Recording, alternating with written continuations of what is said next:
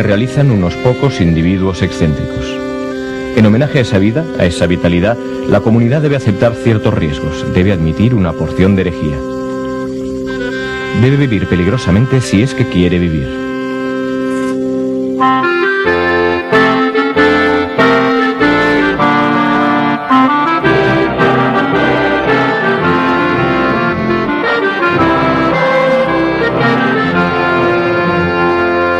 El anarquismo es la libertad, es la puerta abierta hacia el infinito de la libertad y del bienestar de la humanidad.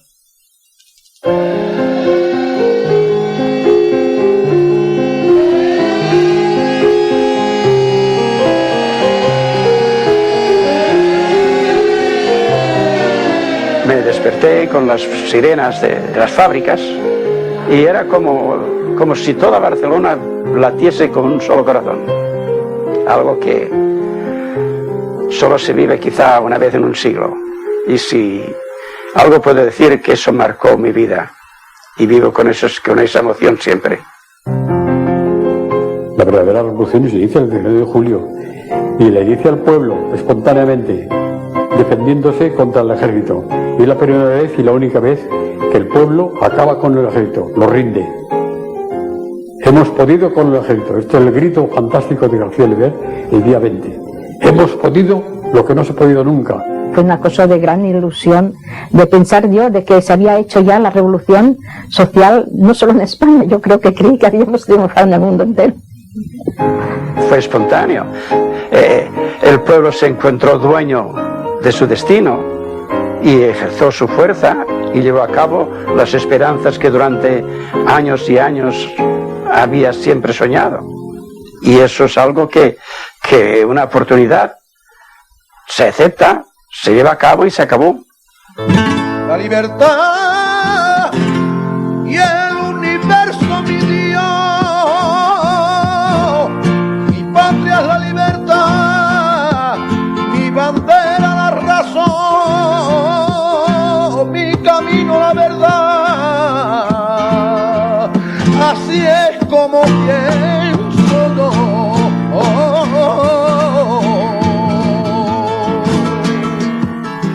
Año tras año, los anarquistas, protagonistas de la revolución que vivió España durante la Guerra Civil entre 1936 y 1939, rememoran aquel verano que cambió para siempre sus vidas.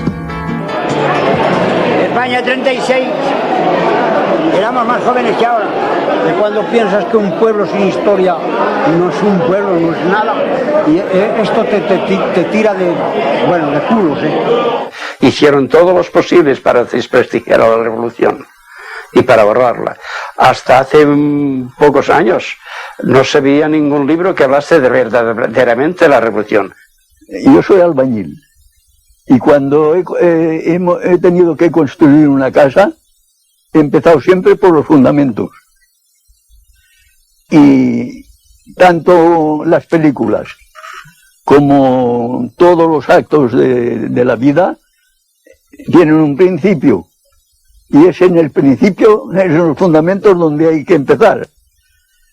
Y eso hay que saber por qué nosotros nos defendimos contra el fascismo, por qué vencimos al fascismo y qué eran las ideas que nosotros preconizábamos y que el pueblo se sintió identificado con ellas.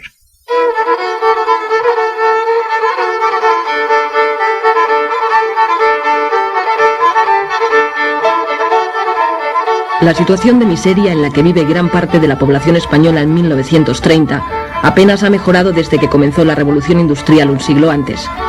Continúan el analfabetismo y las profundas desigualdades sociales, sin que las autoridades, la Iglesia ni la burguesía pongan remedio. El anarquismo, que aparece como una propuesta del socialismo utópico para luchar contra la injusticia social, ha ido calando a lo largo de 100 años en las clases más desfavorecidas del país. Las ideas de Kropotkin y Bakunin arraigan con fuerza, especialmente en Andalucía y Cataluña.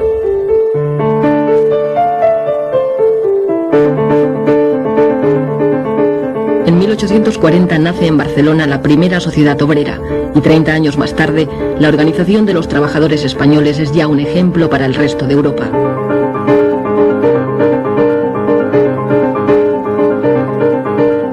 Tras la escisión de la Primera Internacional, en nuestro país triunfan las ideas antiautoritarias de Bakunin frente a las que propugna Marx. Todo ha de ser libre para que funcione. Esa es la gran disyuntiva que hubo entre Marx y Bakunin. Marx era autoritario y Bakunin no. En el sur de España, Fermín Salvochea es una de las figuras más influyentes del anarquismo andaluz. Allí el pueblo está enfrentado a una burguesía propietaria de grandes latifundios improductivos. En virtud de unos cuantos caciques, que son los que manipulaban la política, y los explotadores de grandes extensiones de tierra. Y al trabajador, pues, nos tenían 3 meses, por ejemplo, de trabajo activo. El resto, pues, era casi... No trabajaba, lo que trabajaban muy poco, y vivían muy mal.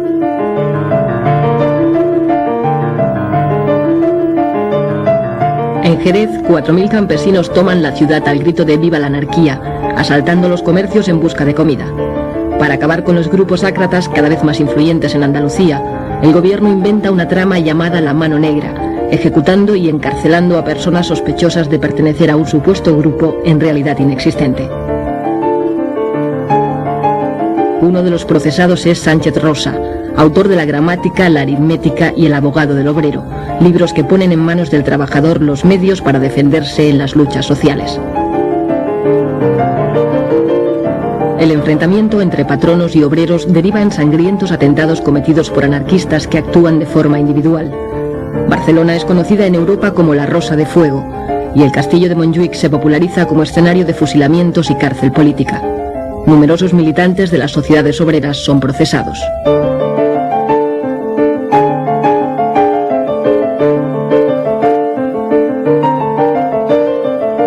Se ha dado una imagen del anarquismo, de siempre la pistola, siempre... No, señor. Hubo que emplear la pistola también, pero principalmente se basó en la concienciación de la gente a través de la labor cultural, para crear lo que deseamos como un mundo nuevo. Para los anarquistas, es el pueblo el que ha de adquirir una conciencia revolucionaria, conociendo primero la realidad para poder cambiarla.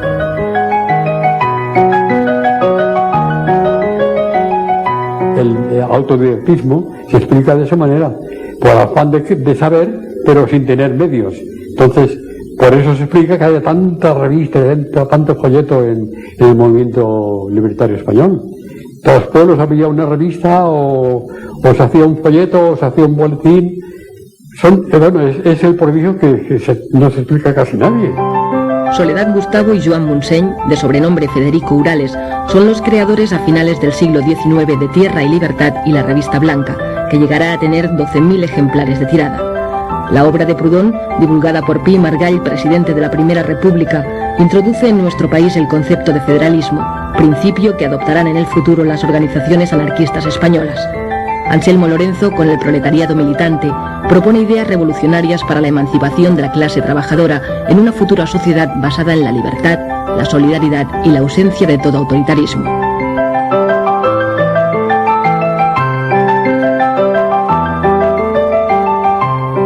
Porque el anarquismo no es una teoría, no es solamente una filosofía, no es solamente un programa de vida, sino una forma de vivir. Una forma de vivir. A través de las sociedades obreras, los anarquistas crean escuelas gratuitas que suplen la falta de una enseñanza pública para todos. En 1902, Francisco Ferrer Guardia funda la escuela moderna inspirada en el racionalismo. Basa su enseñanza en el respeto físico, intelectual y moral del niño. Francisco Ferrer Guardia reacciona contra el oscurantismo de la enseñanza de los curas y de los frailes. Siendo cartesiano, pues como era Ferrer Guardia, y siendo libertario, quiso hacer de su escuela una forja de enseñanza, sobre todo dirigida a la razón, sobre todo dirigida a la lógica. Entonces, a partir de ahí, pues, se cargaba al capitalismo y a toda la política y a todo el poder, etcétera, etcétera, ¿no?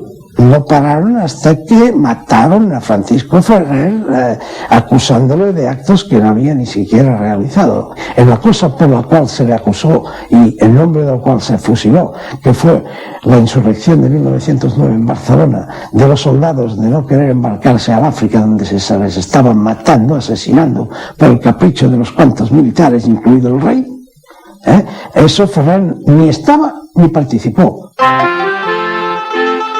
Fruto de Solidaridad Obrera nace en 1910 en Barcelona la CNT, la Confederación Nacional del Trabajo, con el objetivo de unir al proletariado español en una sola organización anarcosindicalista abierta a toda la clase obrera.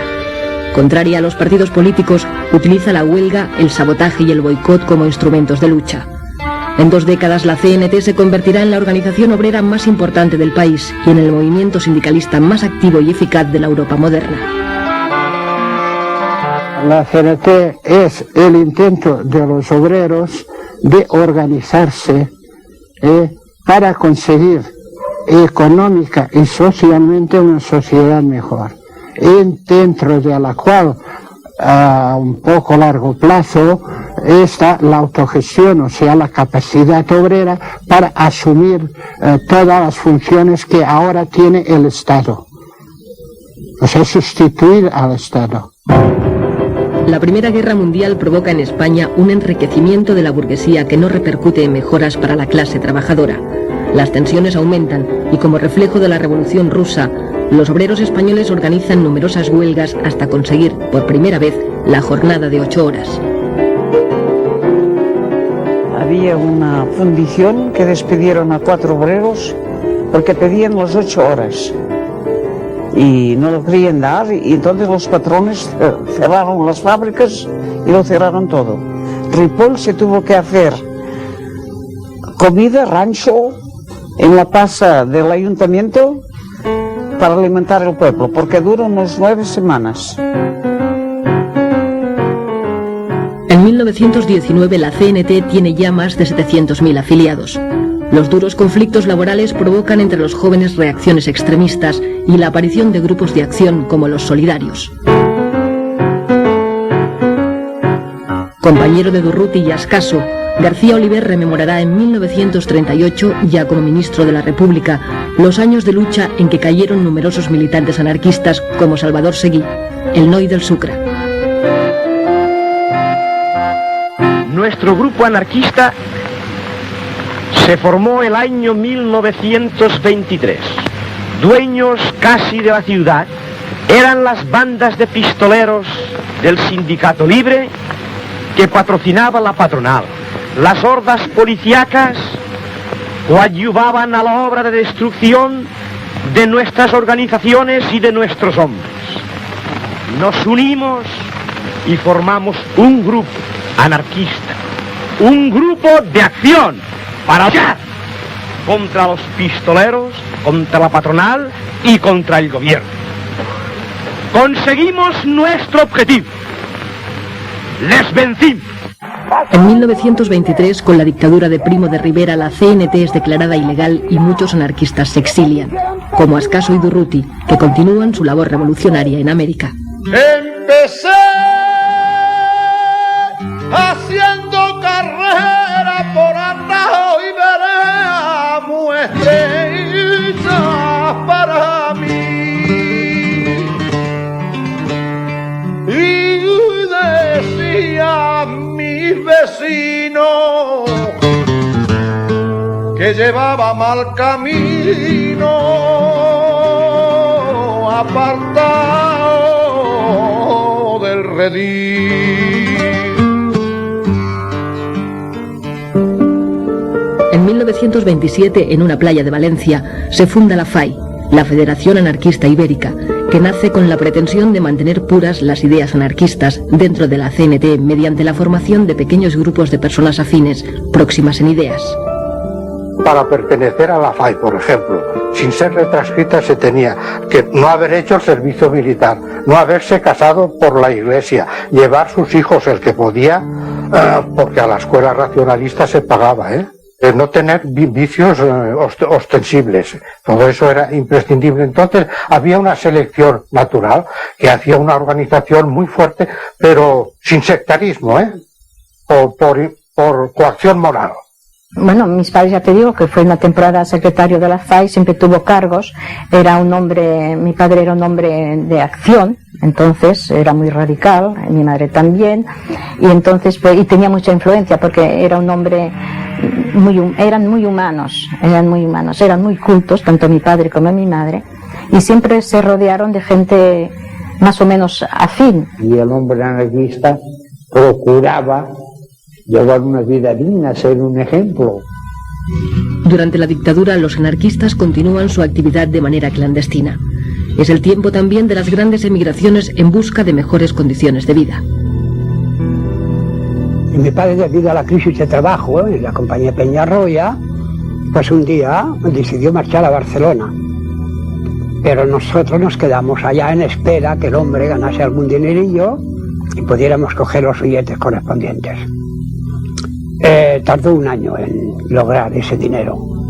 El caso es que encontró a un compadre en Barcelona y le dijo: hombre, puedes venir a trabajar al metro. Y además, la vivienda, yo tengo una barraca en la calle Valencia, entre Rocafort y Entenza.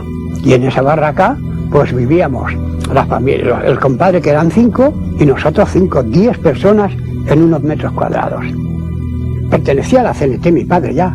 Si ahí en el metro lo llamaron, con lo que te he dicho anteriormente, para decirle que quedaba en la calle, porque un obrero había cometido una falta profesional y ese obrero era murciano. Y entonces despidieron a 80 murcianos que había. Pero el hecho fue de que todos respondían ya a una acción puramente orgánica CNT, y por eso los echaron. Sabíamos que existía un mundo que no era nuestro, puesto que era el que detenía a nuestros padres, el que nos dejaba sin trabajo, es decir, el mundo capitalista de una burguesía, sabíamos que existía, puesto que éramos víctimas de ello, ¿no? Pero nosotros estábamos educados con un entusiasmo que esperábamos que eso fuera posible, que eso se acabara y que la sociedad fuera de una manera más justa, más igualitaria. Encontré gusto a la lectura y después, cuando me iba hacia la barraca, pues como en el invierno en particular, me paraba en las farolas de gas, o a leer un poco una hoja, o me paraba en un escaparate que había luz, y después salía corriendo, leía otra página y así. Pero trabajé de sombrerero hasta que llegó la República. Anduve gritando por las calles de Barcelona: ¡Visca la República! ¡Visca la República! Todo eso yo lo he hecho. El 14 de abril de 1931 se instaura democráticamente en España la Segunda República y el rey Alfonso XIII parte hacia el exilio. Era una fiesta en Barcelona, por lo menos la que yo viví, desbordante, todo el mundo, pero las calles estaban llenas de gente. No se concibe cómo sin preparar esa fiesta se pudo producir ese fenómeno. Todas las calles llenas de gente vitoreando, sin ningún odio. Viva la República, viva la libertad, viva el pueblo, etcétera, etcétera. A partir de ahí, ese remojón, ese chapuzón de libertad que le dio la entrada en la República, estimuló todos los resortes de la persona. No ha habido nunca una juventud tan ansiosa de saber como la que vivimos nosotros entre el 31 y el 36. Aquellas ansias que teníamos contenidas, entonces ya se desbordaron. Ya buscamos sitio a ver dónde podíamos ir. Entonces se nos dijo que habían formado un Ateneo. Había cuadro escénico, había la sección de Esperanto, había cultura general, excursionismo, bueno, había de todo. Y cada noche teníamos un trabajo determinado. Es decir, que nos faltaban horas para todo. Allí se formaron las juventudes libertarias, había los grupos de la FAI. Cuando me llevaron al Ateneo Libertario del Clot, para mí fue un deslumbramiento, porque yo vi allí personas que pensaban igualito que yo. Todo el sindicato se convirtió en un centro de educación. Todo el sindicato era un Ateneo. Se hace la revolución en España, en el mundo, en la tierra, en la luna, todo allí. No eran lugares para jugar las cartas y beber, sino para leer, para conversar, para discutir, debatir, escribir, lo que sea, ¿no? Sobre todo, y también había en los ateneos, se solían dar muchas veces representaciones teatrales, recitales, muchos recitales, eso es lo que más se hacía, recitales de poesía, casi siempre cayendo en lo social, ¿no? En lo de la denuncia.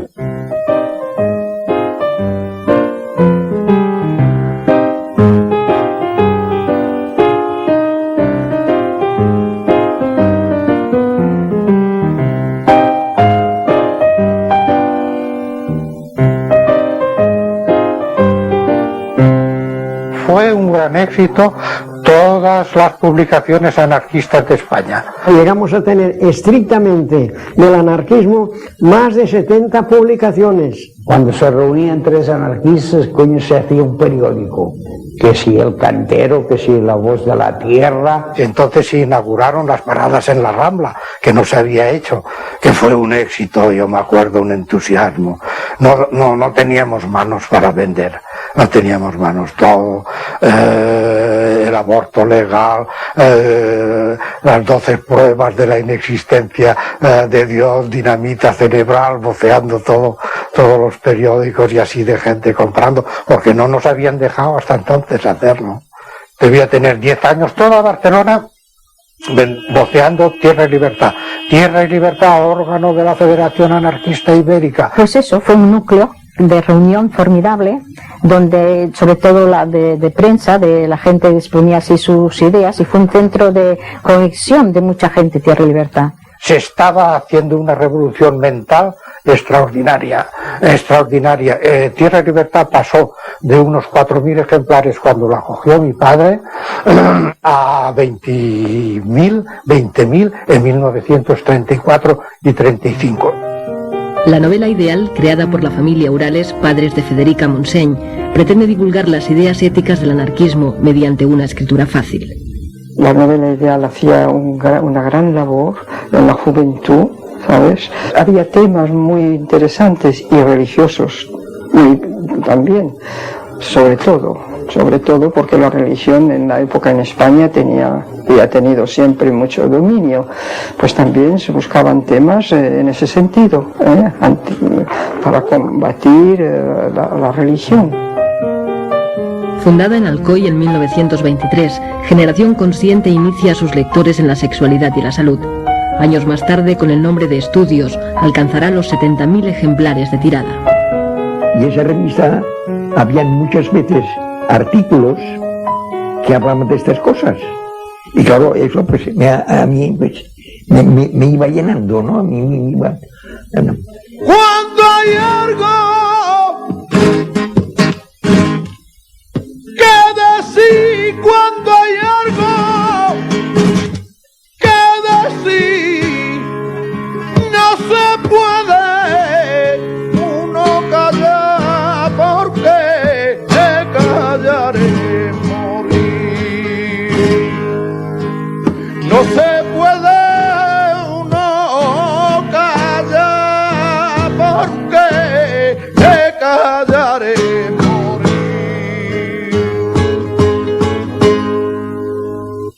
Incluso tú escribías y decías, quisiera saber esto o lo otro. Pues te decían, pues sí, pues hay este método, y contestaban por la revista, revista Estudios. Y luego había, la Pentalfa era más bien sobre los nudistas. No sé por qué pasa que las grandes fábricas de la siderometalurgia, pues la gente se da el alcohol, se suda mucho y se da el alcohol. Por contra, habían unos cuantos que se veían enseguida, se distinguían de los demás, que no fumaban, que no bebían, que leían, que hablaban, que comentaban. Y entonces yo, sin querer queriendo, me fui juntando con estos, que eran anarquistas y naturistas, desnudistas, etcétera, etcétera, y muy dados a la cultura. Para nosotros el amor libre era simplemente que una pareja estuviera de acuerdo en convivir por afinidad, unirse libremente sin firmar papeles, sin hacer contratos. Bueno, y cuando hubiera disensión, de mutuo acuerdo, separarse y quedando amigos, ¿no? Sin pleitos y sin nada. A mí me parece que fue una cosa completamente revolucionaria, porque salir la mujer de poder tener un compañero sin pasar por la iglesia, sin bautizar el hijo, sin todo eso, entonces la mentalidad de la mujer entonces era una cosa terrible cerrada. Enseguida era una cualquiera. Los anarquistas quieren cambiar la sociedad tradicional por medio de una intensa labor cultural e ideológica, y para ello crean nuevas organizaciones que tratan de propagar la idea entre los jóvenes. Nacen las Juventudes Libertarias, que más tarde se unirán en una federación ibérica de la que Fidel Miró será su secretario general. El lema era cultura y propaganda. Repartir propaganda y procurar que entrara gente, no le pedíamos a nadie antecedentes ni qué ideas. Ese de los puntos libertarios entra. El día que te canses te largas.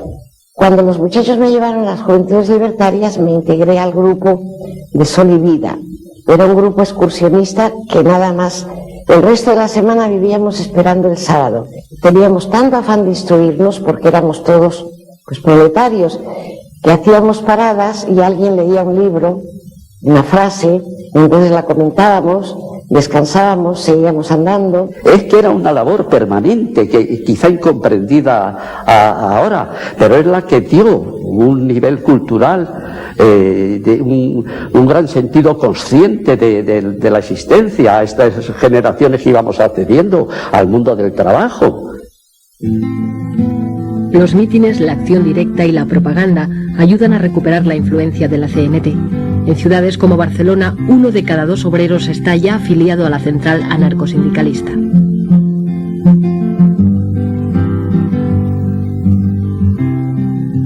Yo hacía muchas horas. Lo mismo hacía 10 que hacía 12 que decía 20, lo que el patrón me ordenaba. Y un día me presenté al secretario de la CNT y así de una forma tan ingenua le digo, yo puedo pertenecer a la CNT. Y me dice, pues claro, tú eres un trabajador. Y el hombre me hizo muchas reflexiones y una de las cosas que siempre retuve mucho, me dijo que fuese honrado y que cumpliera con el trabajo. Y que tenía derecho a hacer las 8 horas. Fui secretario de la Federación Local y Comarcal y los que no tenían miedo, pues, que venían a la organización y sentían cierta confianza en nosotros, porque éramos los que dábamos un poco la cara. Los problemas más duros de los campesinos y de los pueblos los han resuelto los grupos ácratas que había en todos los pueblecitos.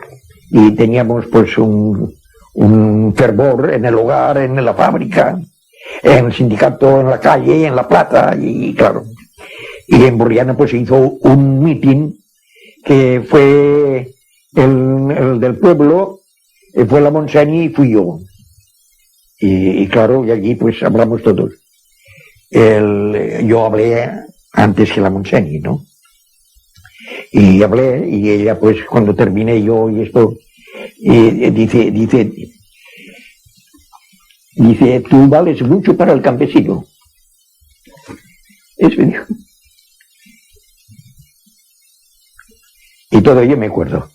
Lo más chocante es que allí estaba la plaza llena y hablaban y nadie aplaudía. Un silencio. La gente no aplaudía. Pero pensaba en lo que decían. Escuchaba. Solo de cuando en cuando se oye la voz. ¡Viva la CNT! Y el cuento es un eco rotundo. ¡Viva la CNT! O ¡viva el comunismo libertario! Y eso inflamaba, se hacía sentir, vivías intensamente aquellos momentos sin aplaudir, sin esa retórica comunista que aprietan las palmas, palmas y palmas. Era más serenidad, era más conciencia.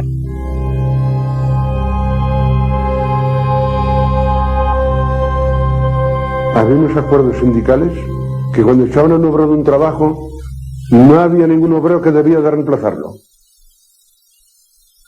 Así que a lo mejor el patrón, en una mina o en un trabajo, echaba a uno porque lo consideraba revolucionario o porque le cogía rabia, lo despedía. No había ningún obrero que lo reemplazara. Es decir, que todo está atado a través de un espíritu de solidaridad, que es lo más importante que existe en la organización nuestra. Bueno, los vecinos eran como una gran familia. Allí, pues, en aquellos tiempos no había seguro de paro, ni seguro de enfermedad, ni nada. Cuando alguien caía enfermo, un vecino que hubiese tenido algunos ahorros, lo primero que hacía era ponerlos encima de la mesa y allí los dejaba, sin que hubiese ningún papel ni un apretón de manos. Cuando vuelvas a trabajar y cuando puedas me los devuelves. Y lo afectado, cuando empezaba a trabajar, peseta por peseta, poco a poco devolvía. Era una cuestión de principio y de moralidad. Es decir, que había el hecho de la familia universal, porque era verdad. En las casas baratas todos éramos una familia. Había un sistema de turnos que se recogían los que trabajaban, los hijos de los que no trabajaban. De niño no me gustaban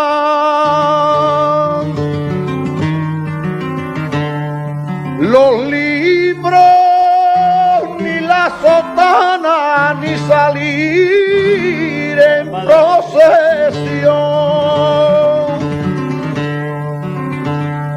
Era tan desobediente como el viento de poniente, revoltoso y juguetón.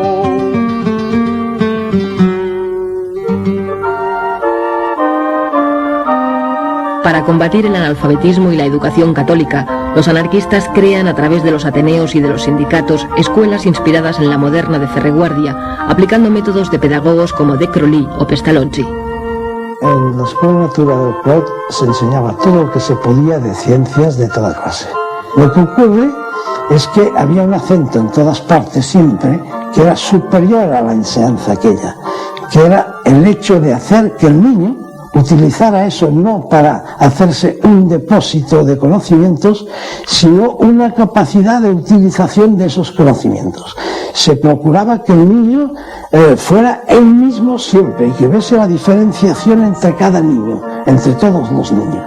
Eso se llevaba con gran cuidado porque es el elemento principal tanto del anarquismo como de los métodos de enseñanza del anarquismo. En la escuela nuestra, en la escuela de Puchelías, en la escuela Natura, yo allí no he leído nunca ni a Bakunin, ni a Kropotkin, ni nada. Nada más que, por ejemplo, La cosa humana, de Tolstoy, los poetas, o quizás la lectura de Blasco Ibáñez, es decir, gente más bien moderada, más bien liberal. No era ninguna cosa, no era una educación revolucionaria, era una educación más o menos pacifista, antimilitarista, humana y culta, pero nada más. Escuela Nueva ya parte de unos principios modernos, de pedagogía moderna, que no hay ni asomo de ideología. Hay en verdad la idea de la libertad por encima de todo y en la base de todo. La emancipación de los trabajadores ha de ser obra de los trabajadores mismos, si no, no habrá esa emancipación. Es decir, que se autosubvencionaba de diversas maneras, pero autosubvencionaba. Lo que nunca quiso la Escuela Natura ni el sindicato Fabril fueron subvenciones ni del Estado ni del Ayuntamiento. Pero las esperanzas puestas en la República defraudan a las clases más desfavorecidas del país. El gobierno tiene que hacer frente a numerosos levantamientos en Cataluña, Levante y Andalucía. Y que los campesinos en Andalucía padecían hambre y el feudalismo allí seguía manteniendo tierras y cotos y miles de hectáreas sin cultivar y la gente sin trabajar. Allí se produjo casas viejas. Fue un movimiento montado por los anarquistas, era un movimiento anarquista. Y quisimos declarar comunismo libertario.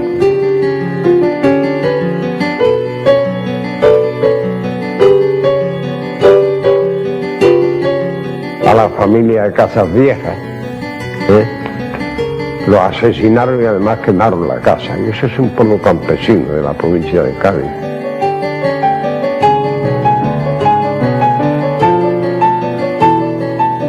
La CNT provocó un movimiento revolucionario con el que no todas las regionales estábamos conformes, sobre todo en Asturias, no éramos muy partidarios. La división que había entre los dos conceptos, uno es de la revolución permanente y a plazo fijo, ¿no? Y los otros, la tendencia más moderada era de que había que hacer cultura, preparar al pueblo y esperar el momento propicio que se pudiera ensayar la revolución con posibilidades de éxito.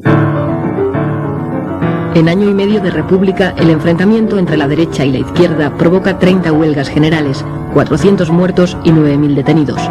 Se suspenden 157 periódicos de izquierdas y 4 de derechas.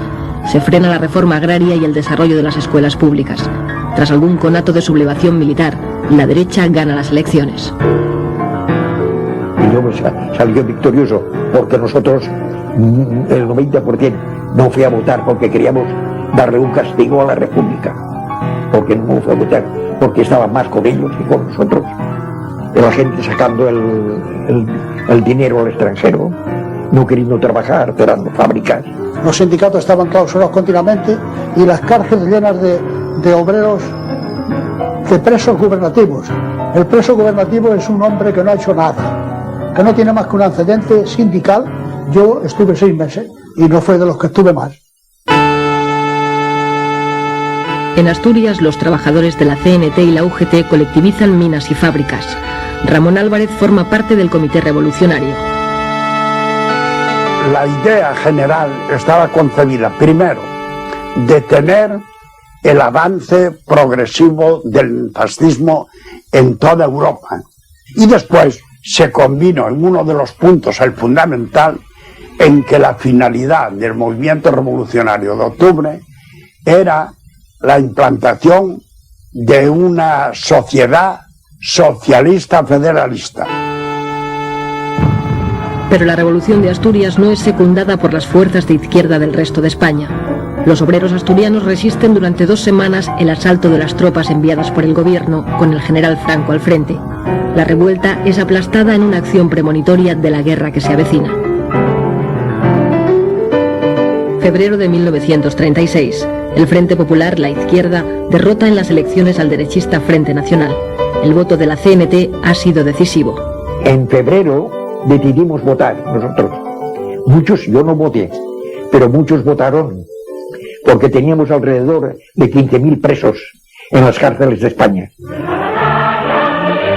Se suceden las huelgas, las ocupaciones de tierras y los enfrentamientos de la Guardia Civil con obreros y campesinos. Mientras la derecha prepara el golpe de Estado, las organizaciones más radicales llaman a la revolución. Para mí el comunismo libertario es mi máxima aspiración.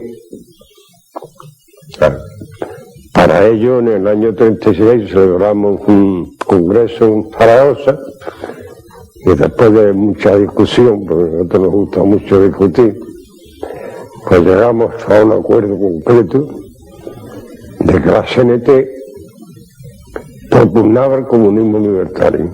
Un comunismo, como decía antes, que va de abajo arriba y no de arriba abajo, que se regula mediante asambleas generales, con revocación inmediata de cualquier cargo si la mayoría lo exige. Y ya el hecho de que la base sea soberana significa que no hay posibilidad de maniobras politiqueras. Todos de todos, hay que distribuir equitativamente y por tanto, si todos de todos, todo el mundo trabaja, todo el que puede, claro. Todo el mundo trabaja, todo el mundo se forma, sobre todo porque hay tiempo para formarse. España ha venido a menos por una triple división. Por la división engendrada por los separatismos locales, por la división engendrada entre los partidos y por la división engendrada por la lucha de clases. Entonces los falangistas habían empezado ya a tomar bastante fuerza y se atacaba con bastante intensidad a los compañeros nuestros. Esto dio lugar a que por nuestra parte pues nos empezáramos a plantear una lucha más directa, incluso pues yendo armados. los pueblos se dividieron en dos. En mi pueblo de 1.500 habitantes, los de la derecha no se saludaban con los de la izquierda. La generalidad de los trabajadores lo tienen muy claro. Saben quién tienen enfrente a la Iglesia, que tienen enfrente al capitalismo, que son sus enemigos seculares. Porque hasta la Iglesia entonces ya se había enfrentado el cardenal Segura, se había enfrentado constantemente contra la República. Ya aquello era inevitable. Ellos ya estaban en el extranjero ya entrenándose, ya tenían acuerdos con Mussolini y con Hitler. Entonces todo el mundo lo sabía y todo el mundo se preparaba. Y los partidos, y lo sabía el gobierno. Ahora, había ministros que dormían a la hora en que los otros se lanzaban a la calle.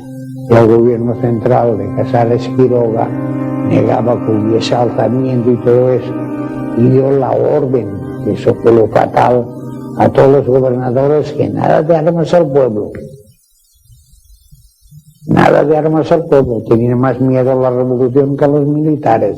Porque no hay que olvidar que en los primeros días de julio, Companys le dijo al jefe de orden público de Cataluña que desarmase a la CNT, a los anarquistas. En Barcelona estábamos todos los militantes y otras gentes también de izquierda, estamos de guardia toda la noche durante 4 días. Entonces ya hubo el día anterior a la revolución, ya vinieron y dijeron que yo me había dormido, por cierto, en el tejado, en el techo, que dijeron, bueno, hoy es la hora de la verdad, el que no le interese que se largue a su casa, porque hoy sí hay faena. Estábamos en la Plaza de la Generalidad, eso estaba abarrotado de hombres pidiendo armas, y salía Companys y decía que esperábamos. A gastarme, o a que he venido yo a este mundo, como no sea para gastarme, como no soy sordo mudo, no tengo el por qué callarme ante la ley del embudo.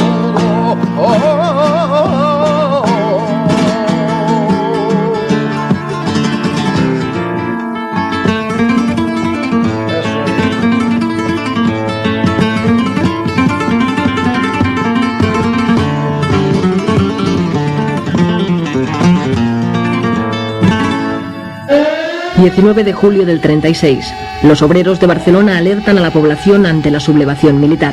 Y cuando sonaron las sirenas, pues era toda una multitud de horta, yo no sé, mil de gente que bajó por aquí la avenida de Santa Eulalia al cuartel de San Andrés. Díaz Sandino bombardeó, tiró un par de bombas en el cuartel, se abrieron los portones y todo aquel gentío se lanzó a coger las armas. Ya se hacía de día, y entonces bajamos y al llegar a la carretera de Sants ya vemos un coche que decía CNT, lo paramos, entonces, oye, ¿qué pasa? Bueno, pues es en la Plaza Cataluña donde está el asunto. Pero al llegar a la altura de la Plaza de Toros, por detrás ya viene una compañía con el fusil en posición de tiro y los oficiales con la pistola en la mano. Y entonces salimos por las bocacalles a tirotearles. Pues se armó, claro, un poco el desorden entre las tropas. Lo viví con esa emoción de inconsciencia, pero con una gran emoción. Es decir, que ver aquello, de ver todo aquel pueblo armado, todos aquellos coches que claxonaban CNT, FAI, ver todos aquellos coches con las banderas al viento, ver todo aquel movimiento con esa de generosidad, de lucha, ver además una cosa que me impactó mucho, ver los soldados, ver los guardias de asalto al lado nuestro. Se nos echa en cara que nos apoderamos de 40.000 fusiles, no sé cuántos cañones, no sé cuántos caballos, porque estábamos allí, es que no había otro, porque hasta los guardias de asalto, que hay fotografías parapetados detrás de un caballo, venían con nosotros, venían con su unidad, venían con nosotros, Pero en fin, como se pudo, como había tanta gente, parece mentira, como salieron de todas las casas, a millares, la gente, pues se asustaron, los militares se asustaron y se rindieron. Es decir, muy a pesar del gobierno y de todo, el pueblo de Barcelona, guiado por la CNT, derrotó al ejército aquí. Barcelona hizo el cambio y Barcelona impulsó a Madrid que tomase el Cartel de la Montaña.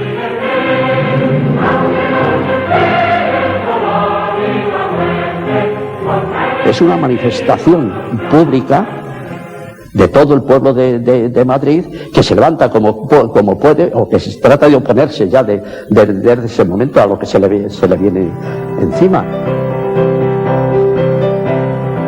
España ha quedado dividida en dos. Ha comenzado una guerra civil de lucha entre clases que durará 3 años. Los rebeldes asesinan allí por donde avanzan a simpatizantes y militantes republicanos y de izquierda. En la España leal a la República, las represalias no se hacen esperar para todo aquel sospechoso de apoyar a los rebeldes. Los tiradores desde los campanarios de las iglesias de ciertos conventos estaban mezclados, los de los clérigos con los militares. Se pusieron a tirar no contra los adversarios que llevaban fusiles, sino contra toda gente que estuviera en la calle. De ahí viene luego la respuesta de la gente quemando los lugares desde los cuales se le había tirado al pueblo desarmado. En esa contienda perdimos mucho personal, perdimos personajes de valor. En el asalto a Tarazanas, murió Francisco Escaso al ir a saltar a ponerse más a resguardo contra un tirador de una ventana. Eso era muy frecuente entre nosotros, sobre todo porque estos hombres en la barricada, al mismo tiempo que escribían, como mi padre, en la barricada eran los primeros.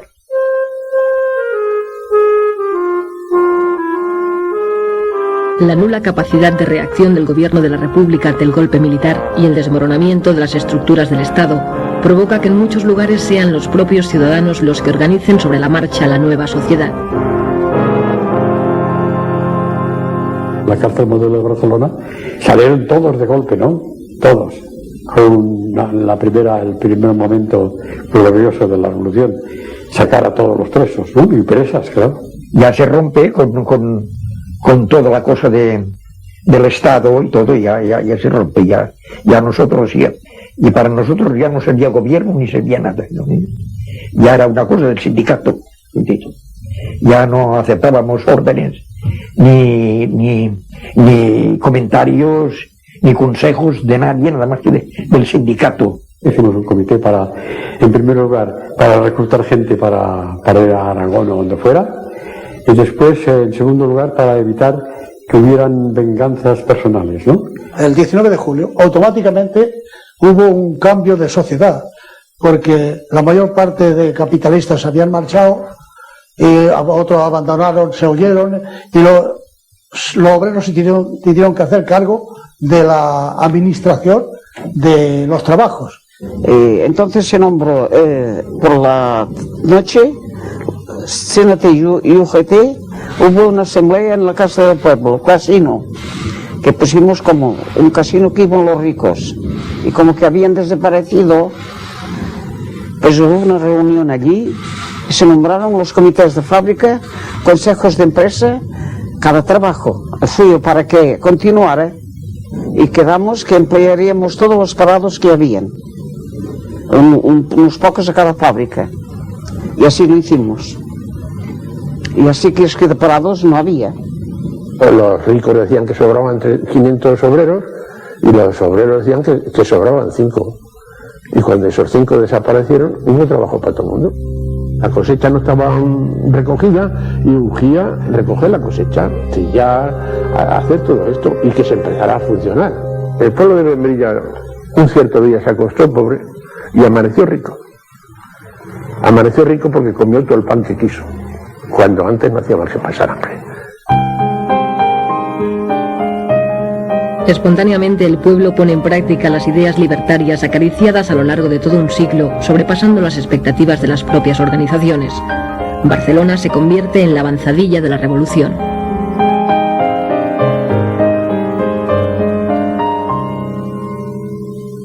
En los primeros días, enseguida entramos en contacto con el sindicato de transporte y empezaron a enseñar a las compañeras a conducir tranvías.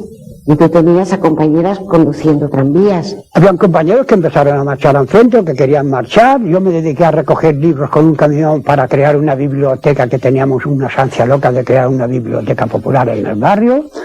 En la entrada queríamos hacer unos carteles así que dijera, y unas vitinas: biblioteca popular, pueblo, estudia y supérate, entrada libre. En Cataluña los anarquistas son ahora la fuerza mayoritaria y el poder que tenía la Generalitat pasa a manos del Comité de Milicias Antifascistas, un nuevo organismo nacido de la Revolución. Los consejeros de la Generalitat abandonaron sus respectivos despachos. La Generalitat se quedó con el solo hombre de Companys en la jefatura de policía y la calle nuestra.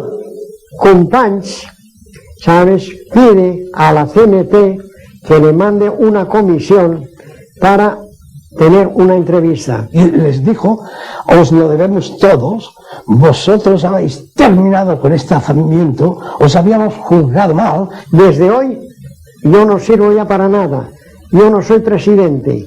Si para algo valgo, les dice a la comisión, dice, estaré a vuestro servicio. Palabras de Companys.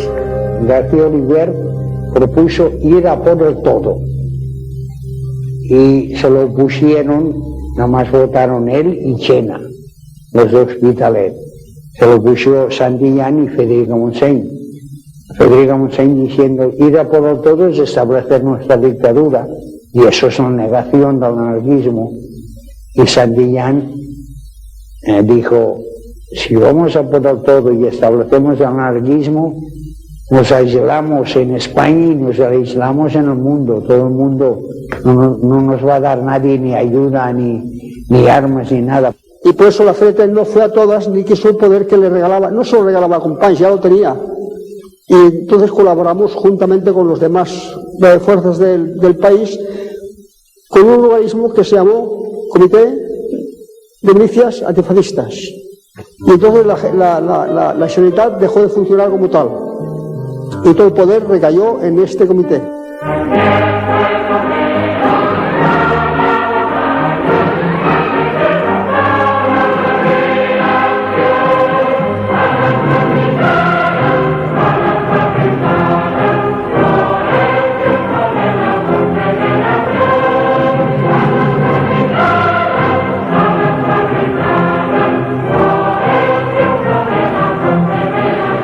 Empezamos a organizar las columnas y hay esa salida que tenéis ahí en la fotografía y se iban directamente al frente, al lugar que nos pedían.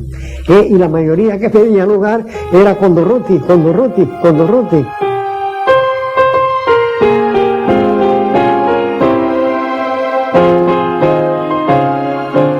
Ante el peligroso avance de los sublevados y el desmantelamiento del ejército, los partidos y los sindicatos organizan milicias de voluntarios obreros y campesinos para defender el país.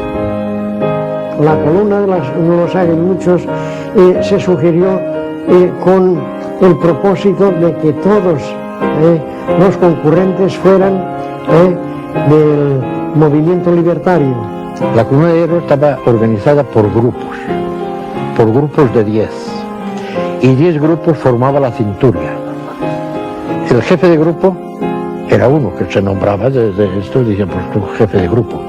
Y luego de los 10 grupos que forman la cinturia, se nombraba un delegado de cinturia. Por amistad y por confianza, por la personalidad del compañero, pues se le daba la responsabilidad de mando. Allí siempre ha habido un mando, pero un mando en condiciones, no nada de eso, se decía, bueno, pues ahí por aquí, y se ordenaba y se cumplía.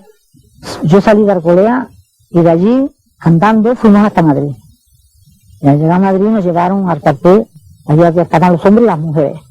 Fuimos allá atrás y se preparó el batallón Ascaso y yo me fui.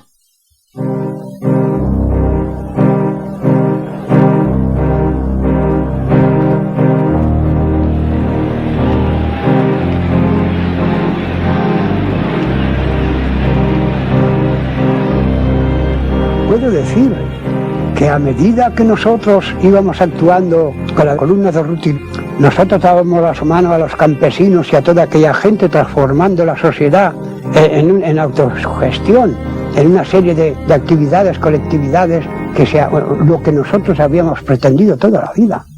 No era solamente tirar tiros. Ahí, a medida que nosotros avanzábamos, pues ellos tenían campo libre para poder formar, darle forma ética a lo que tenía que ser nuestra sociedad, nuestra futura sociedad.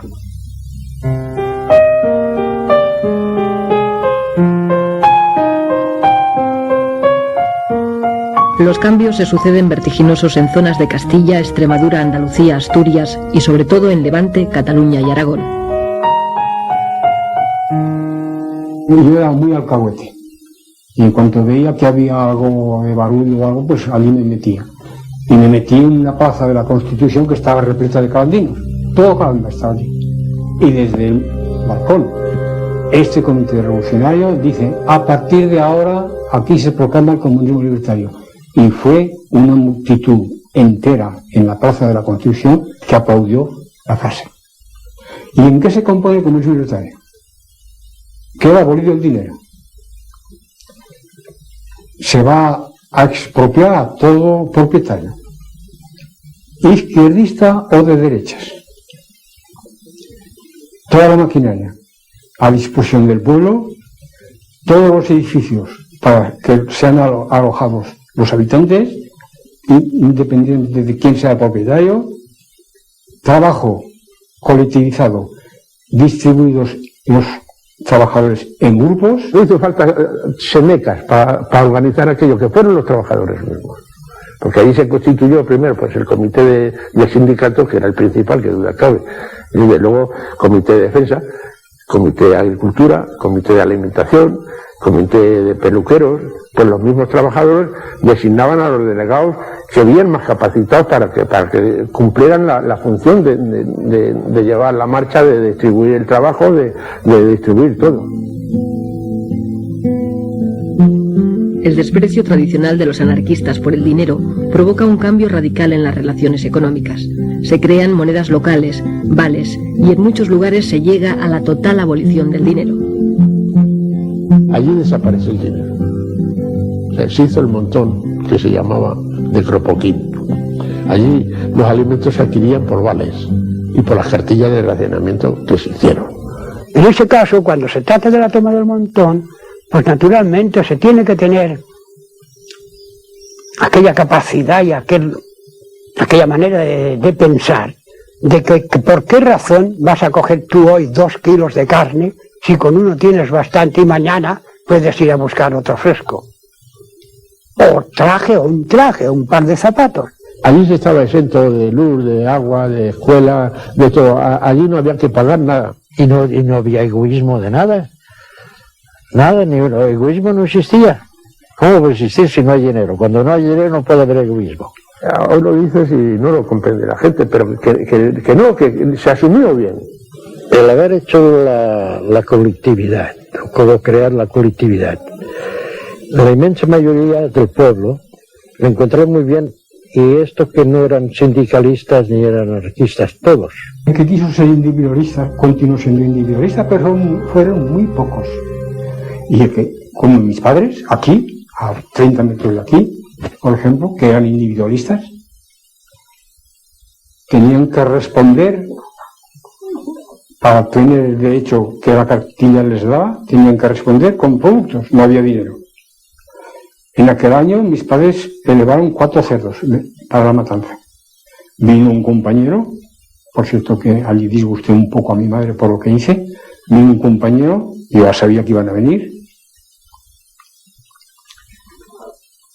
decide el compañero de que la familia tenía bastante con un cerdo y le requisaron los 3, con los cuales se pagaba el resto de necesidades de todo el año. Trabajábamos a gusto. Y la otra, pues que hay menos gastos en colectivistas que individuales. Porque ahora supongamos, si hay 100 individuos que trabajan en colectividad y 100 que no, los 100 que no necesitan 100 tractores y los otros necesitan más 10. Destituidas las antiguas autoridades locales, son ahora los trabajadores organizados en la CNT y en menor medida en la UGT los que controlan la administración, poniendo poco a poco en marcha toda la vida pública. El Comité Revolucionario me asignó el cargo de delegado de Bastos. Delegado de Bastos, pues creo que eso ya se comprende. Nos hicimos cargo de todas las mercancías que teníamos y además un pueblo que no da trigo, pues veníamos a Levante y lo cambiamos por azúcar, porque teníamos la fábrica de azúcar, pues había una cosecha ya. Y de allí nos llevábamos chocolate y cosas así, intercambios. Y ya con el carbón ya se traían mercancías de calzado, de vestidos, todo eso para el pueblo, y ya se traían de afuera. Se nombraba cada pueblo una delegación representativa de cada pueblo, y allí se construyó en Benicarló, digamos, la Federación de Colectividades. En Levante, UGT y CNT trabajan de forma conjunta tras la expropiación espontánea de tierras y fábricas. Bajo la organización de la Central Anarcosindicalista, Alcoy se convierte en un ejemplo de autogestión obrera con las industrias colectivizadas en su totalidad. Se crea el CLUEA, el Consejo Levantino Unificado de la Exportación de Agrios, encargado de coordinar directamente desde las colectividades la venta al extranjero. Muy pronto este organismo, nacido de la Revolución, topará con las reticencias del gobierno central, que comienza a apoyar a las cooperativas comunistas. Y en el extranjero ya teníamos, en París, en Bruselas, en Holanda, en fin, otras cosas, todo aquello funcionó perfectamente y cada vez mejor, cada vez mejor.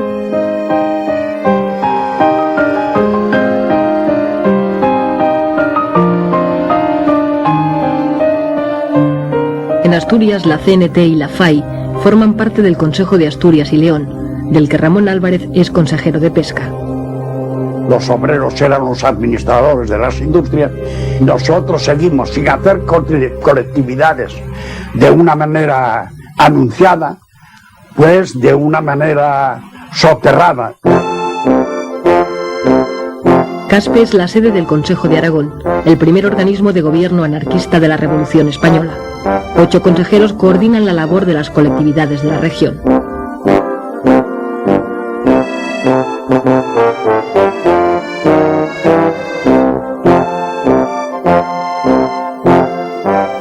Aquí en la región, que fue el centro, digamos, mayoritario de las colectividades, con su consejo en Caspe y todo eso, en Levante hubo colectividades, en Andalucía hubo colectividades, en Castilla hubo colectividades para todo, pero tan homogéneo como en Aragón no la hubo en ninguna parte.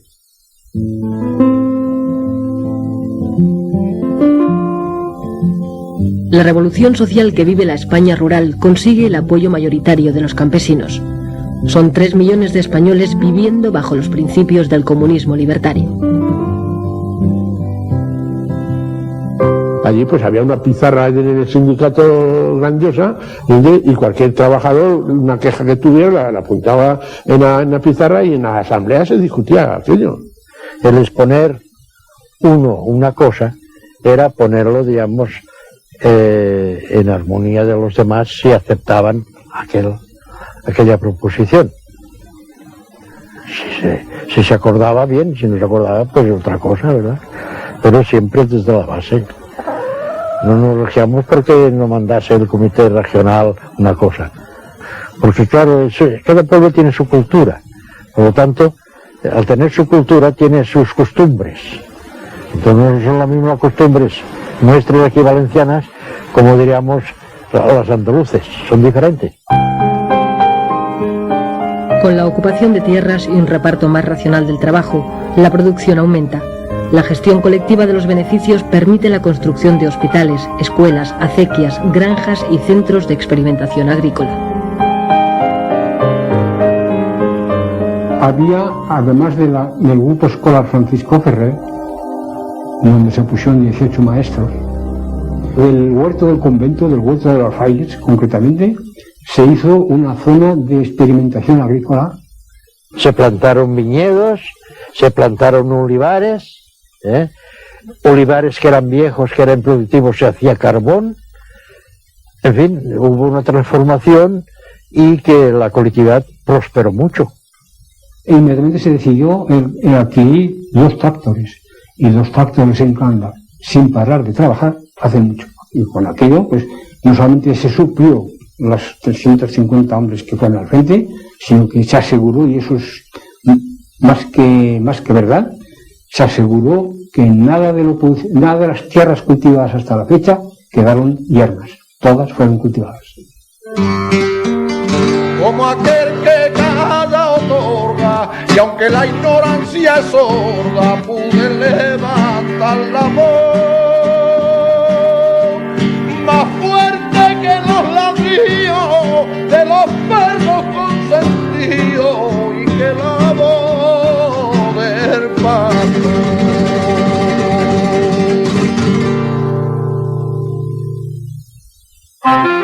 La revolución que vive España no pasa desapercibida al visitante. George Orwell, que ha venido a luchar como voluntario en una columna del POUM, describe sus impresiones al llegar a Barcelona. Era la primera vez que me encontraba en una ciudad en la que mandaba la clase obrera. Los anarquistas ejercían virtualmente el control de Cataluña y la revolución se encontraba en plena marcha. Las actitudes de tipo servil habían desaparecido. Nadie decía señor o don, y ni siquiera usted. Todo el mundo se trataba de compañero y de tú, y decía salud en lugar de buenos días.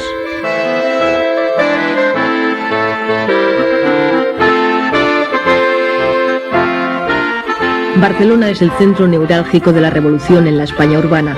Con la CNT y la FAI al frente del Comité de Milicias Antifascistas, Cataluña vive una de las transformaciones más radicales de su historia, que afecta a todos los aspectos de la vida política, social y económica. El 80% de las empresas se han colectivizado y todos los servicios están autogestionados por los propios trabajadores. Estos cambios serán legalizados por la Generalitat en octubre de 1936. No hubo problema alguno en quién iba a dirigir, quién había de ser el dirigido, ni nada de eso, porque ya formado sindicalmente en la CNT, ya había unos valores establecidos, unas personas que habían demostrado responsabilidad y buen hacer. Yo fui uno de los nombrados a la colectividad del Gran Metro. Y estando en el metro, en la colectividad, es cuando hubo una reunión general del transporte y me nombraron secretario. Y ahí empezó.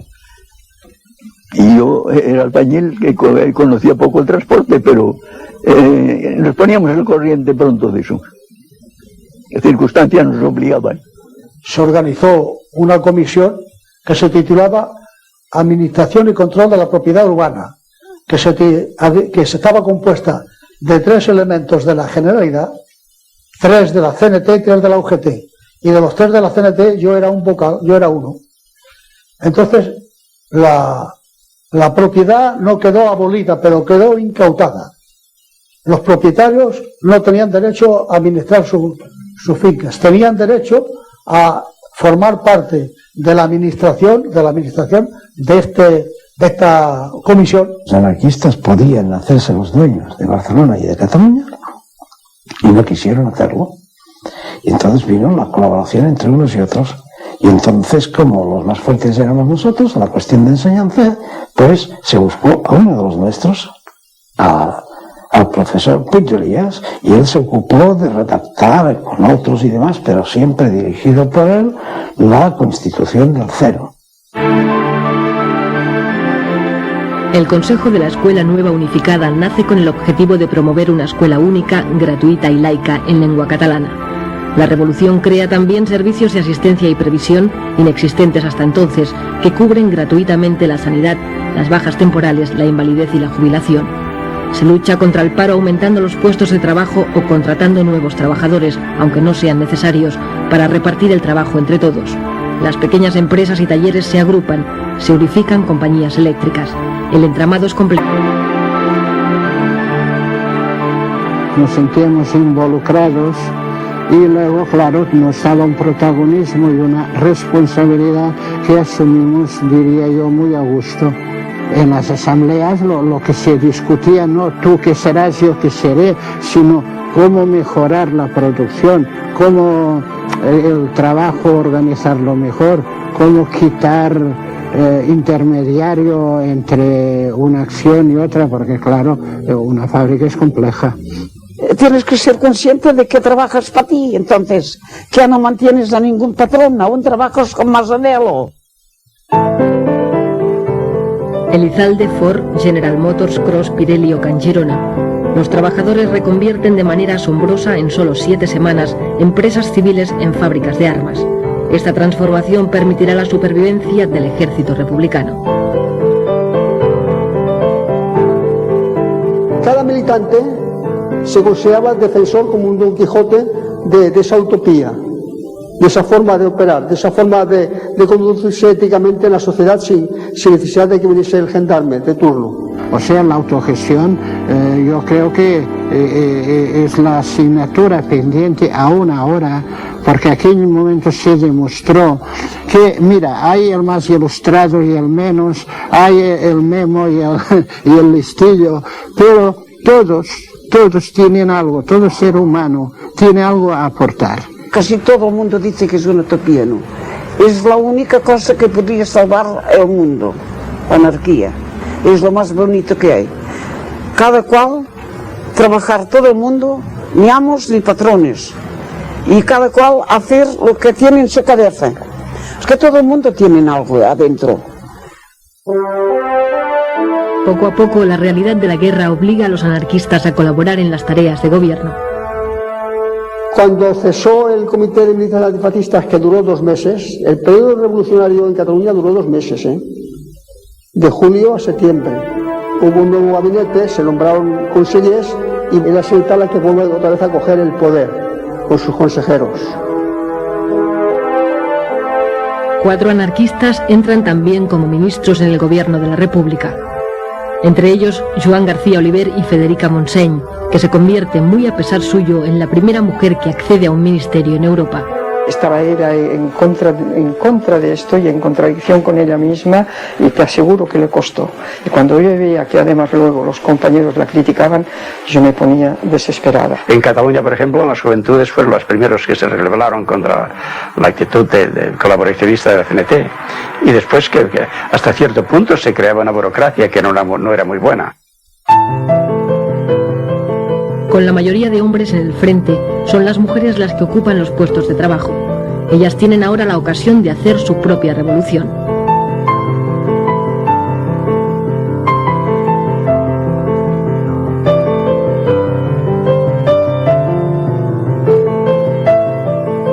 Al irse los hombres al frente, al ocupar ella puestos que dejaron vacantes los hombres en la producción, quizás eso las despertó, se sintieron más libres. Las compañeras que conocía, la una estaba en una fábrica de alpargatas, ella era la que llevaba todo aquello, la otra en una fábrica de azúcar, cuando estos eran puestos que lo habían llevado hombres antes. Nosotros le dábamos la importancia que debíamos haberle dado a la mujer. En las asambleas de la CNT apenas veías 3 mujeres, la mujer en la casa. Los hombres se rían con todos los derechos y nosotros queríamos preparar a la mujer para que supiera usar sus derechos con respeto a sus hijos, a su casa, a su marido y a su propia vida.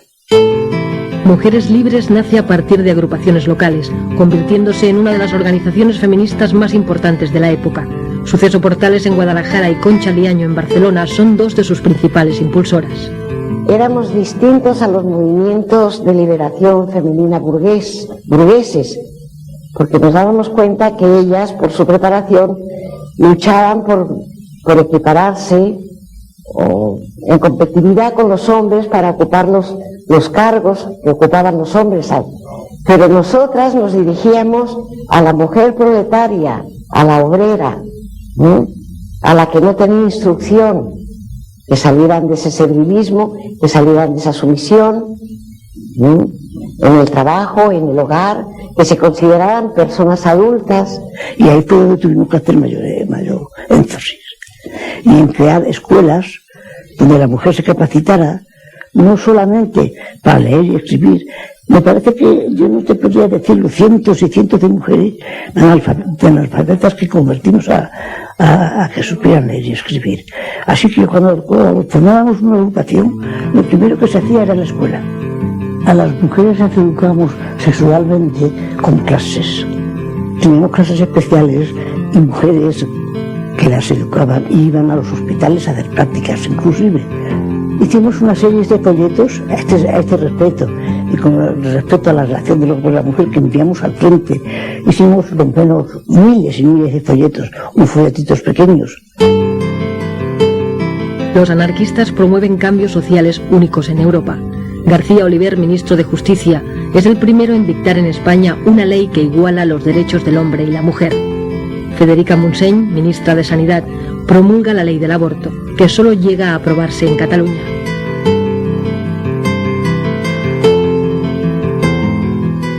La ley del aborto pues se proclamó primero aquí en Cataluña y se proclamó y enseguida se puso a la práctica. En un hospital clínico se hacían abortos.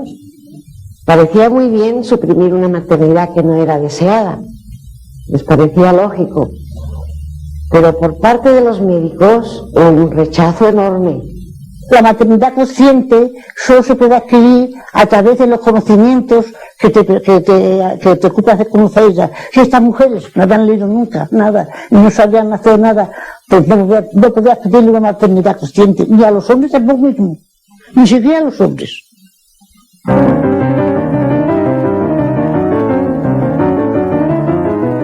Las ayudas alemana e italiana al bando rebelde y la política de no intervención de las democracias occidentales están provocando la derrota de las fuerzas republicanas. El ejército franquista está a las puertas de Madrid y hace falta un golpe de moral para levantar el ánimo de los madrileños, que ven como el propio gobierno de la República huye a Valencia.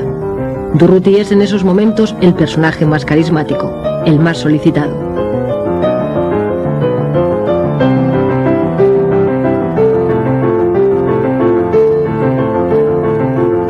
La figura de Durruti en aquellos momentos representaba la mayor atalaya de libertad. Fue una inyección de optimismo, de esperanza. En un territorio desconocido y mal pertrechada, la columna Durruti sufre enormes bajas. Su actuación resulta, sin embargo, decisiva para la defensa de Madrid. El 20 de noviembre nos retiraron del frente y nos dijeron que había muerto Durruti. Siempre fui esa abeja negra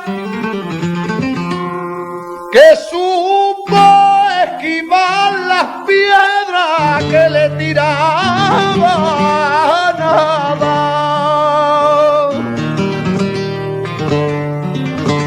Y entre más pasan los años, más me aparto del rebaño,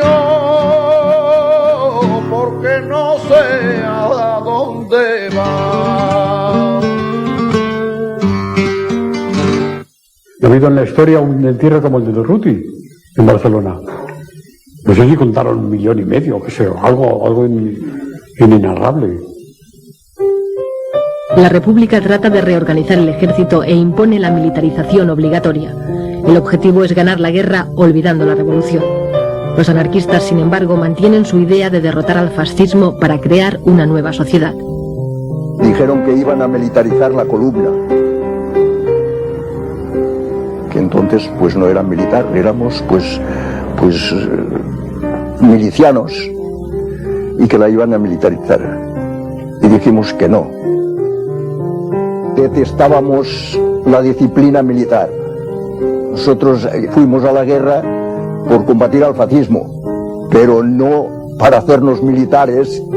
Todos los que hacíamos la guerra de nuestra generación éramos contrarios a la guerra y contrarios al militarismo, pero muy contrarios, pacifistas a carta cabal. En cuanto a eficacia de las cosas, yo no vi ninguna. Tan eficaz era 100 hombres llamándose centuria, como 100 hombres llamándose compañía. Yo creo que el error primero fue ponerse en el lugar del enemigo, hacerse ejército, y no guerra de guerrillas, que precisamente es nuestro honor histórico. Las guerrillas se dicen todo el mundo guerrillas por España. Y llegamos a la conclusión de que ya no era la revolución, sino que era la prolongación de la guerra. Y entonces, pues, para obtener armas y para poder vivir, tuvimos que aceptar la militarización. ¡Visca la libertad catalana! En Cataluña, los partidos tradicionales recuperan poco a poco el poder perdido el 19 de julio a manos del pueblo y las organizaciones revolucionarias. En mayo de 1937, los partidos nacionalistas y el recién nacido PSUC, los comunistas, provocan unos sucesos que generarán una guerra civil dentro de la propia guerra. Numerosos anarquistas son eliminados, el POUM ilegalizado y Andreu Nin, su secretario general, asesinado. Los primeros días se vivió bajo el ambiente libertario toda Cataluña. Fue después, con los reveses y las dificultades que iban saliendo, que las fuerzas que no eran simpatizantes fueron reaccionando, y ahí llegó los sucesos de mayo. El Artemio Guadé, que era consejero de la Generalidad, mandó la policía de la Generalidad a que se apoderara de la Telefónica. La Telefónica estaba incautada por la CNT, claro, en la Telefónica se resistió, y de allí empezó. En las barriadas éramos los amos absolutos, pero en el centro había calles que eran de uno, calles que eran de otro, y así hubo una cantidad de muertos. Los comunistas fríamente se propusieron acabar con los líderes nuestros, ¿no?, para dejarnos sin cuadros directivos, y casi que lo lograron. Eso fue horrible. Nos mataban a los compañeros por la espalda. Mataron en San Andrés a más de 50 compañeros de las Juventudes Libertarios. Y para localizar, para parar eso, nuestros compañeros, que eran ministros, García Oliver y Federica Montseny, se los dieron de Valencia a Barcelona pidiendo el alto al fuego, y fueron ellos que se les hizo caso y se paralizó. Hubo una fracción incluso de nuestras columnas que se brindaron para venir aquí y acabar con los comunistas de una vez. Y fuimos nosotros que no, que ya estaba bien de sangre. Fue un error. Allí se perdió la mitad de la guerra en los acontecimientos de mayo. Las cosas habían cambiado radicalmente, había dimitido ya Largo Caballero con los socialistas de izquierda y la separación de la CNT del gobierno, y a partir de los sucesos de mayo pues se sintió en el ánimo de todos y en la sensación de que habíamos perdido mucha fuerza y que la fuerza la había adquiriendo el Partido Comunista, que todas las armas buenas que llegaban de Rusia iban a las fuerzas que ellos comandaban. Solapadamente están empezando a entrar en los intestinos del ejército, a entrar en el comisariado, a entrar en los servicios de información militar, que los ocupan casi en su totalidad. Y nosotros estábamos convencidos de que la idea era cumplir la orden de Stalin, de eliminar sobre todo a los anarquistas, hacerse con la situación de mando y dar por terminada la guerra cuando Stalin lo decidiera. Era eso la cosa. Ideológicamente no les interesaba que estos mecanismos revolucionarios se llevaran adelante de tal manera que si ganábamos la guerra, al país se le pudiera decir, junto a haber ganado la guerra, esta es la obra que ha hecho el anarquismo, esta es la obra que ha hecho la CNT, y esto como arranque para el futuro. Era la primera revolución anarquista en el mundo. Ninguna revolución que no fuese controlada por el Partido Comunista tenía ninguna significancia para los comunistas. Y esos no lo podían permitir. ¿No sabéis todos lo que pasó con las colectividades? Que vino Lister con todo su ejército a acabar con ellos, con todos, a rajatabla, pero con el imperio de los fusiles. Esa es la gran paradoja, que los comunistas hayan ido a acabar, hayan sido los que acabaron con el comunismo más comunista. Y él llegó y hizo, pues, que le vino al pelo, hizo la matanza que todo el mundo sabe. Lo que hizo Lister es porque, como en Rusia exactamente, los bolcheviques, los dictatoriales, no admitían que se presentase un ensayo libertario de la naturaleza en el que se vivía en Aragón. Había encarcelado al Consejo de Aragón. Es que en Artagones se estaban encarcelando a los responsables de la colectividad en Calanda, etc. A pesar del intento del gobierno y los comunistas por destruir las colectividades, la mayoría vuelven a reconstruirse y continúan su labor. En Calanda, Miguel Celma, con 16 años, es nombrado responsable de la colectividad. El cambio formal de funcionamiento y de objetivos no existió, no hubo cambio alguno. eran los mismos. Y eso duró pues hasta el 15 de marzo de 1938. Durante toda la guerra no disminuyó la capacidad productiva de Cataluña, ni su capacidad colectivizadora, ni la presión de ciertos elementos conservadores de la Generalidad, ni los comunistas pudieron borrar la autonomía económica de la que la CNT tenía en Cataluña. Guerra, falta de materias primas, destrucción de instalaciones, boicot del capitalismo internacional y agresión del propio gobierno de la República. La revolución que vive España desde 1936, con la puesta en práctica de las ideas anarquistas, ha sufrido todo tipo de contratiempos y, sin embargo, la producción ha aumentado. Han mejorado las condiciones de trabajo, hay más igualdad entre los ciudadanos y la economía tiene un funcionamiento más racional. Pues esas colectividades tuvieron que luchar, en primer lugar, con una situación anómala, en guerra, con una economía nula, porque todo dependía de Cataluña. Cataluña, si le daba la gana pagar, daba dinero, sino, pues ya el hecho de tener que pedir y a molestar, y sobre todo al aragonés. En fin, todos los inconvenientes, y no digamos ya la política de Madrid. La política de Madrid no había jamás ni un diario que no fuera de la CNT que dijera algo bueno de la Revolución Española, de la Revolución Cenetista o de las colectividades, de nada. Ya sabéis que siempre el anarquismo ha tenido una prensa malísima.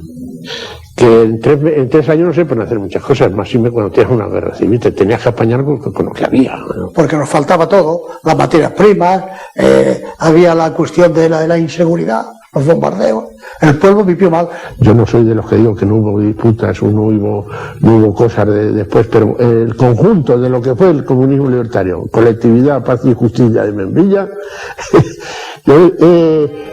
para mí, y lo demuestro al que quiera, que es la única solución que tiene la humanidad para poder vivir bien. Porque de otra forma no existe.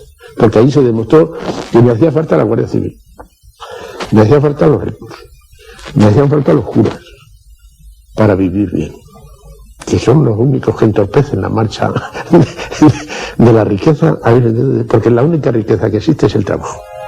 Lo malo es que aquello, con sus defectos, que los hubo, no continuase. Pese a lo cual, cuando los dueños de la fábrica volvieron, la encontraron mucho mejor que no la habían dejado. Cuidado. Aparte de haber duplicado la producción. En Girona, cuando terminó la guerra, al hacer balance, gran sorpresa para los dueños, gran sorpresa. Se había capitalizado mucho más de lo que era antes de la guerra. ¿Por qué? Porque se habían importado máquinas, herramientas, porque se habían importado hornos eléctricos para hacer aleaciones especiales que no se tenían. Pues cuando entraron las tropas franquistas, alguien de que fuera autoridad para ello dio orden de demoler estas nuevas construcciones. Y hoy no queda nada de aquello. Fue destruido, porque era un prestigio para la zona republicana y para los que habían gestionado y dirigido la empresa de Ganchirona, o sea, del material. Estábamos muy al tanto que las potencias democráticas no querían que nosotros ganáramos. Sin embargo, la pasión podía más que nada y decíamos, bueno, aquí seguiremos hasta que podamos. Pero y cuando llegó el final, que sabíamos que tenía que llegar, nos costaba mucho aceptarlo. Mucho. Eso fue muy doloroso, porque no solo perdíamos la patria, perdíamos nuestros ideales y sabíamos que para siempre. La lucha ya se fue perdiendo, ya la retirada.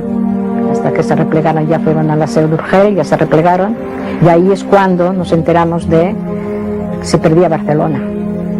Y entonces estábamos allí unos compañeros y mi padre telefoneó a Barcelona. Telefoneó a la casa CNT FAI y le contestó una voz: arriba España, viva Franco. Y es la única vez, no la única, pero en eso vi que a mi padre le salían, colgó así el teléfono y le saltaron 2 lágrimas. Ya comprendí. Yo creo que aquel fue un momento muy emocionante para los que estábamos allí.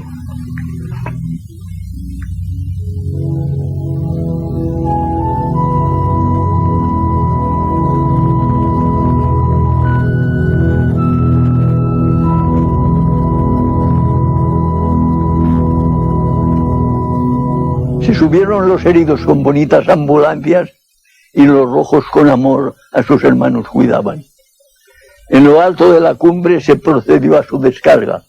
¡Ay, qué dolor tan profundo! ¡Ay, la herida que me mata! Otro, temblando de frío, decía a su camarada: ¡ay, hermano, que me muero! La nieve está muy helada.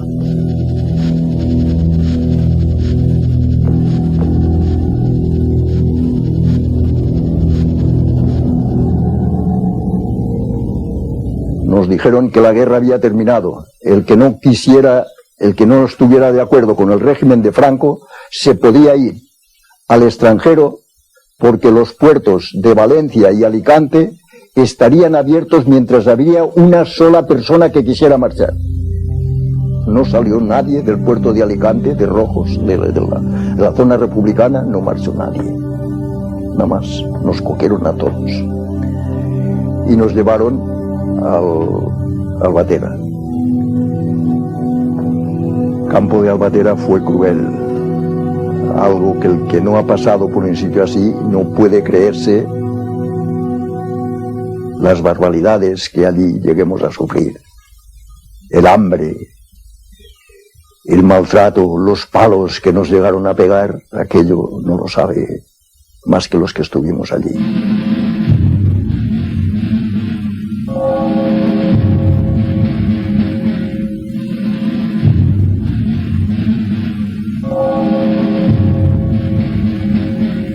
A veces yo me pregunto si valió la pena tanto dolor, tanto sacrificio, tanto sufrimiento, pero luego pienso, en realidad nosotros le dimos una lección al mundo. Por más que sea, pudimos dar un ejemplo de que es posible vivir sin gobierno, porque no había gobierno, y marchaban las colectividades, y marchaba todo funcionaba, de mutuo acuerdo. Para mí fue el tiempo que estuve yo extremeso en la colectividad, los más felices de la vida, porque no tenía que preocuparme de nada. ¿Dinero para qué?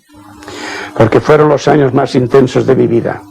Conocí la fraternidad, el desinterés, el espíritu de sacrificio y la solidaridad. Es decir, el sentirme hermanado con los que estaban luchando conmigo, que sentían las mismas ideas. Creo que es lo mejor, y que por ello hay que luchar, porque aunque no se llegue, ha de ser, si no una meta, una ilusión, una utopía, lo que sea, lo que puede ser como una poesía, ¿no?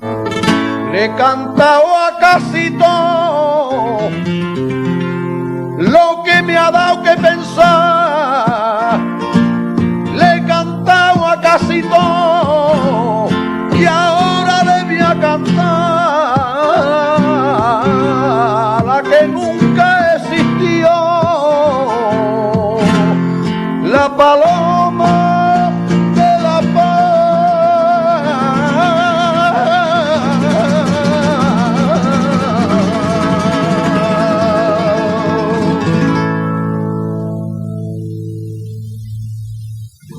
A los osados pertenece el futuro. Cuando no podemos soñar más, morimos. Así lo dice Malvolman y eso es verdad.